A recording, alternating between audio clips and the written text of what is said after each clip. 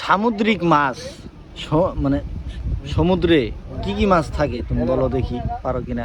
সমুদ্রে তো মনে করো যে অনেক প্রকারের মাছ থাকে। বলো সামুদ্রিক মাছগুলোর নাম বলো। যেমন রূপচাঁদা আছে, রূপচাঁদা, তার মধ্যে পরে এই নিউচান্দা আছে। নিউচান্দা, নিউচান্দা হচ্ছে গা তোমার এটা সাদা। নিউচান্দা মাছ। রূপচান্দা হইলো এটা তোমার মনে করো যে একটা রূপ থাকে। আচ্ছা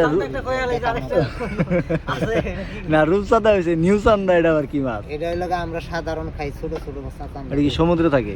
এটি সমুদ্রে থাকে না, দিল্লিতে পানিতেই থাকে। কুইরা হবাই গুলি। তারপর সমুদ্রে থাকে তোমার রূপচান্দা মাছ। পরে ক তার মধ্যে মনে করো যে ওই যে মাকুসার মতো পাও, এগুলা কি জানি মাছের নামটা অক্টোবর মাছ। অক্টোবর অক্টোবর মাছ। তারপরে হইলো তোমার ওই যে এই পাঙ্কা তুই পাঙ্গাস মাছ থাকে। সমুদ্রে কি পাঙ্গাস মাছ থাকে? বল মাছ থাকে। তুই কালকে বলে কইছ সমুদ্রে পাঙ্গাস মাছ বল মাছ থাকে। পাঙ্গাসও থাকে। কেরা কইছে পাঙ্গাস থাকে না? সমুদ্রে বলে পাঙ্গাস বল মাছ থাকে। মানুষ খায় আলা এরকম ধরনের পাঙ্গাস। একটা 20 কেজি 30 আচ্ছা কেজি 40 কেজি। তুমি গুইনা 10টা সামুদ্রিক মাছের নাম কইবা, দেই পারো কিনা? এত কই আবার মনে। আমাদের ভিতরে বেশি একটা নি যাই নাই।